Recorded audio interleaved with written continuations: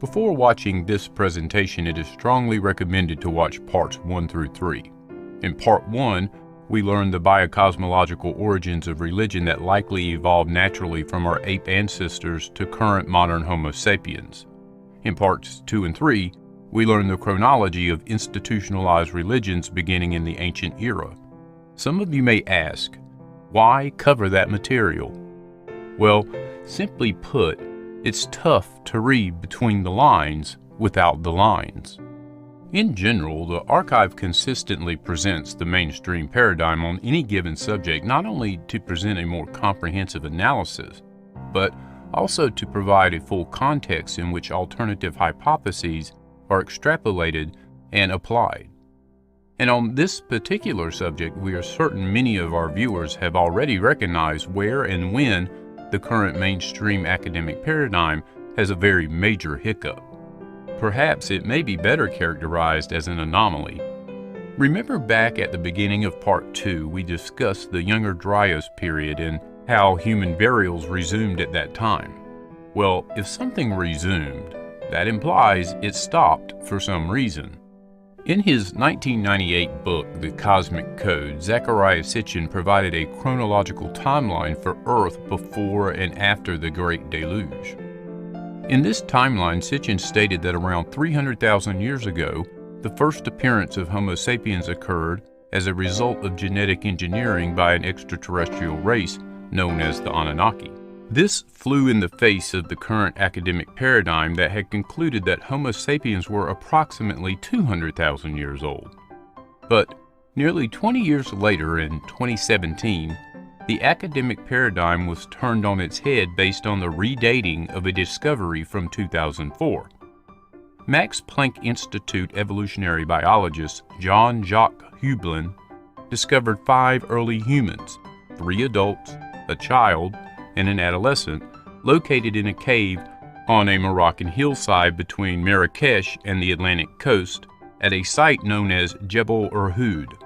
After using some of the newer dating technologies, in 2017 it was announced these fossils were actually 300,000-year-old Homo sapiens. So here is yet another example where Sitchin's research and interpretation of Sumerian tablets and seals was vindicated by modern academic science.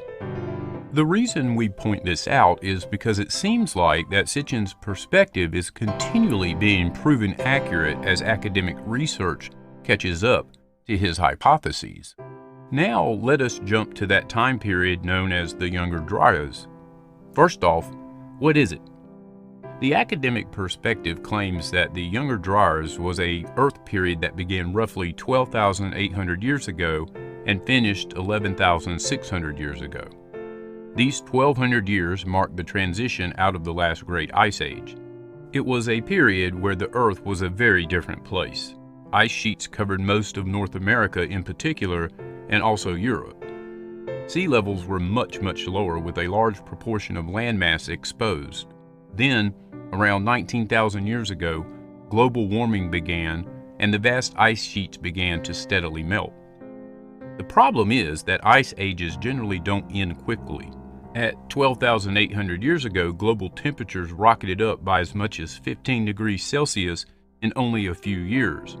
Suddenly, a large portion of the ice sheets melted and the Earth emerged out of the full ice age. Here marks the start of the Younger Dryas. Many of you are familiar with the author Graham Hancock and his works. Hancock is a proponent of the Younger Dryas impact hypothesis, which claims that massive fragments from a comet struck Earth 12,800 years ago and in turn spawned the Younger Dryas period. He explains, quote, "The result was a global disaster that lasted for 1,300 years. It is, I believe, the smoking gun that made us a species with amnesia and wiped out almost all traces of a former high civilization of prehistoric antiquity. But there were survivors who preserved at least some of the knowledge of the civilization that had been destroyed with the intention of transmitting it to future generations. So it is not an accident that the first traces of reemergence of civilization in the form of the earliest known megalithic architecture and the repromulgation of agricultural skills occur at Göbekli Tepe in Turkey 11,500 years ago, a date that coincides exactly with the end of the Younger Dryas and the return to a more congenial global environment. Everything we have been taught about the origins of civilization occurs after 11,500 years ago. In other words, after the radical punctuation mark of the Younger Dryas." End quote. Let's jump back to Sitchin now.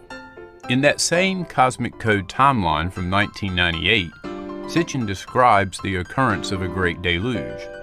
And wouldn't you know it, he concluded that it occurred approximately 11,000 BCE, or around 13,000 years ago.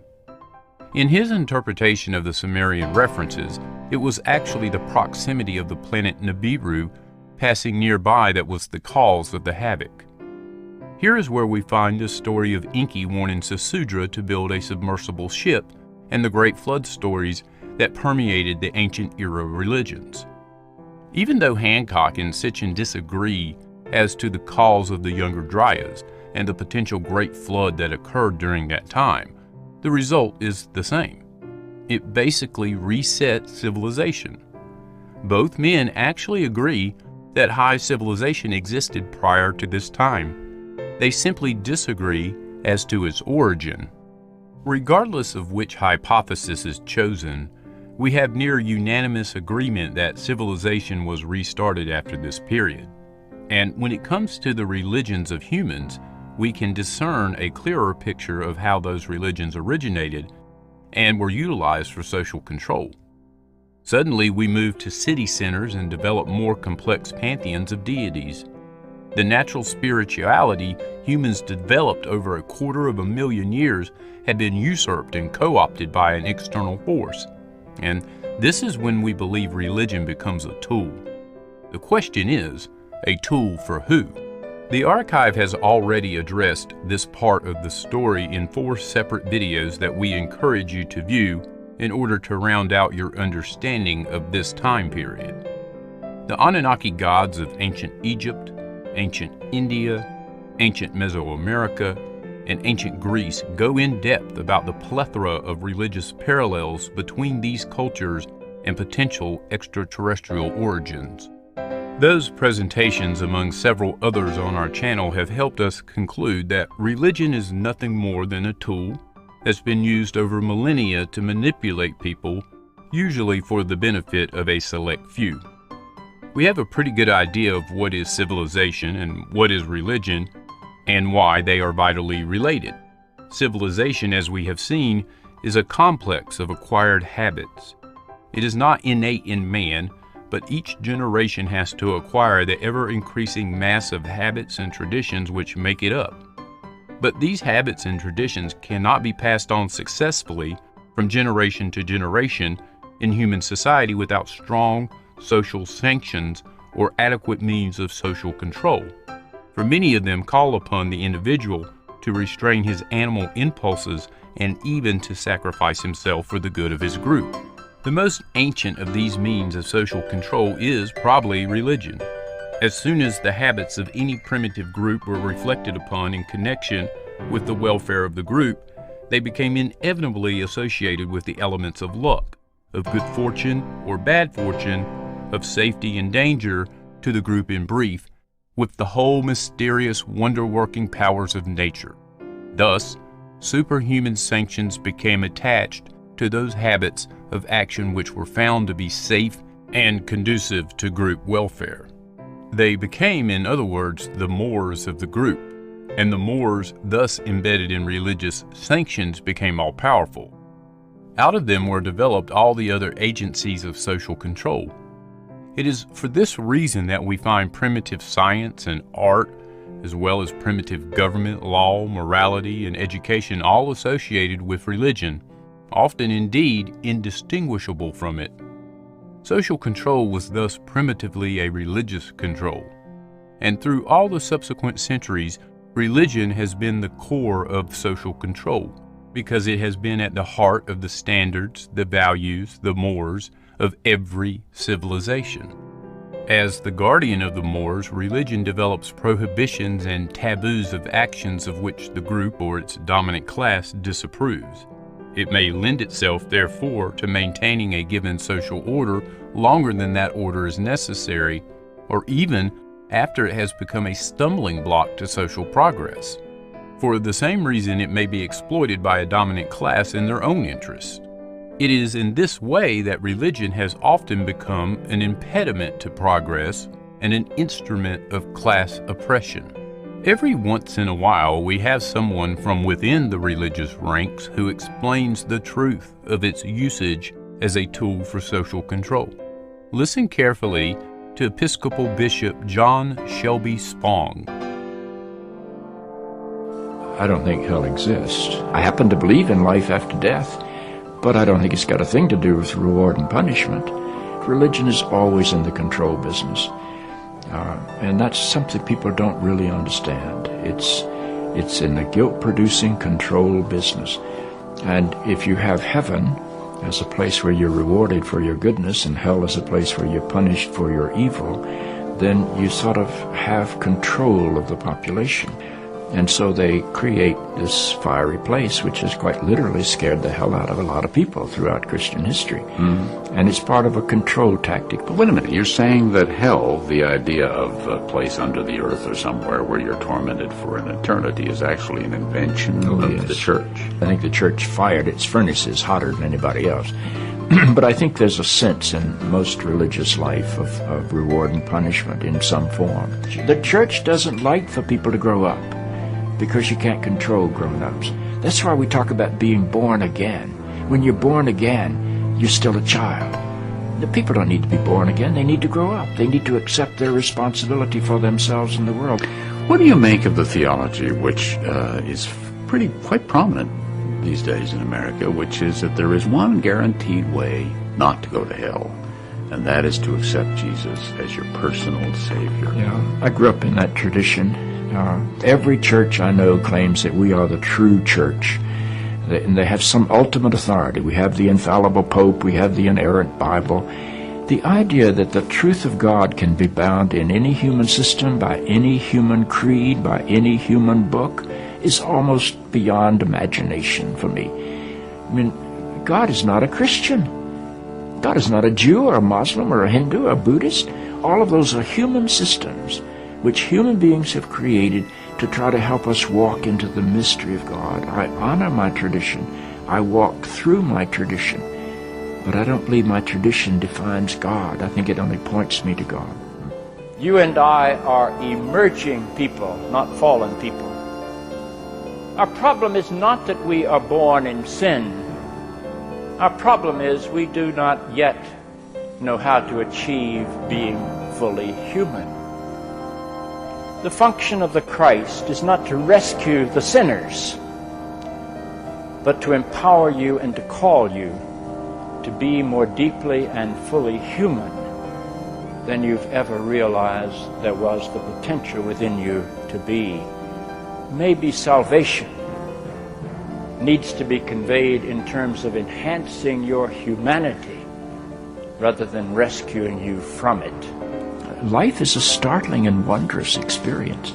And eventually, I think we're going to discover that God is unfolding through the life of our consciousness and our self-consciousness, and is not a parent figure up in the sky. But I believe because I'm related to something that is not bound by time and space, that I will share in whatever God's eternity is. The question becomes, why is it so many people care so much about the personal religious views of others? If everyone kept their beliefs private, as they should, practiced them in the appropriate places, and didn't judge others who believe differently, we would most certainly have a more peaceful world. Have you ever wondered how many murders, wars, and acts of terror were committed in human history in the name of religion? Not faith or spirituality, but religion. In a very practical way, organized religion today is simply one group of humans telling another that they're wrong. It's one group of people manipulating the masses to oppose another group of people based on their own interpretation of a faith. Apparently, it is easy to take a group of people with like-minded beliefs, group them together, and manipulate them for ulterior goals. As we focus on certain periods of history, we find that religious leaders often perpetuated that specific kings or emperors were ordained by whatever relevant god, and for the people to revolt against them would be blasphemy. To question their rule was to go against God, thus risking damnation. Organized religion can force people to support leaders who don't have their best interest in mind by simply evoking the wrath of whatever god they worship. And this isn't just a Christian thing. You see this with almost every religion around the world. Our goal as humans should simply be to exist as good people.